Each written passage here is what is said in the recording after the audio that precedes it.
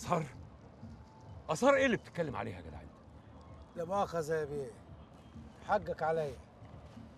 الظاهر اني جيت علوان غلط. بعد اذن سعادتك. اقعد اقعد. العمدة هو اللي بعتك. بالظبط يا بيه. أخيرا وافق يشتغل معانا؟ بصراحة العمدة بعتني عشان اشمشم واعرف انتوا مين، لانه مش قادر يديكوا الامان. طيب روح بقى طمن العمدة بتاعك وقول له إن إحنا ناس مضمونين، وإن محدش هيقدر يجي ناحيته ولا حد هيعرف إنه يشتغل معانا.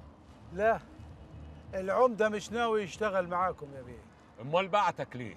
بيني وبينك ناوي يبلغ عنكم الحكومة، وبعتني عشان اعرف طريقكم. وأنت ناوي تقول له إيه؟ انا لا شفتك ولا قدرت اوصل لك. واضح إن العمدة بيثق فيك قوي. تقدر تقول انني دراعه اليمين. يعني ناوي تلعب على الحبلين. اسم الله عليك.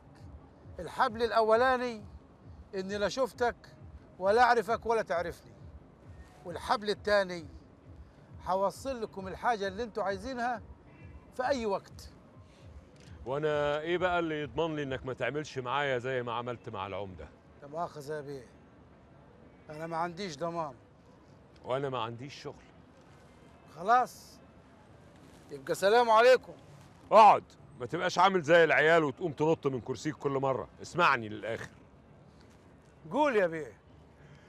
احنا بنشتغل بملايين. خابر يا بيه.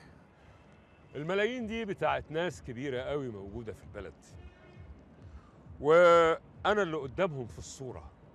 يعني لو حصل اي حاجه كده او كده، لا انا ولا انت هنعرف نعمل معاهم حاجه. ربنا ما يجيب حاجه عفشه يا بيه. انت قول ايوه وسيب الباقي كله عليا انا يا بيه. مش عارف، مش مطمن.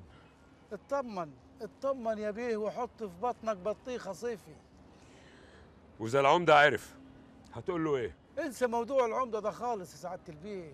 انا عارف هقول له ايه، وزي ما قلت لحضرتك العمده ما بيخونيش ابدا، مطمن لي خالص. ماشي، انا موافق. هتسلمني فين؟ لا لا لا لا، هسلمك ولا هتسلمني. احنا بعد المقابله دي لا شفتك ولا شفتني، وطلباتك كلها اللي انت عايزها هعرفها بالتليفون وابعتها لك لحد عندك في مصر. ولو اني مش فاهم حاجه ابدا يعني، لكن الحاجه دي هتوصلني ازاي؟ في وسيط من مصر يا بيه، هياخدها مني ويوصلها لحد عندك. والوسيط ده يعرف الحاجه اللي بينقلها دي ايه؟ لا يا بيه، الوسيط ما يعرفش اي حاجه، كل اللي عليه يسلم ويستلم وبس. ويبقى مين الوسيط ده؟ ابراهيم بيه عكاشه يا بيه. مين ابراهيم بيه عكاشه ده؟ ده راجل صاحب شركه امن، وعنده عربيات مصفحه بتنقل ايرادات المراكب والفنادق من الاقصر لمصر. احنا هنحط حاجتنا وسط الحاجات دي ولا هيحس باي حاجه. موافق. تقدر تكلمه لي من بكره؟ لا يا بيه، انت اللي لازم تروح له بنفسك وتتفق معاه. خليني انا بره الصوره خالص. ولو اني مش فاهم حاجه، لكن زي بعضه هروح انا اقابله. هو مكتب ابراهيم عكاشه ده فين؟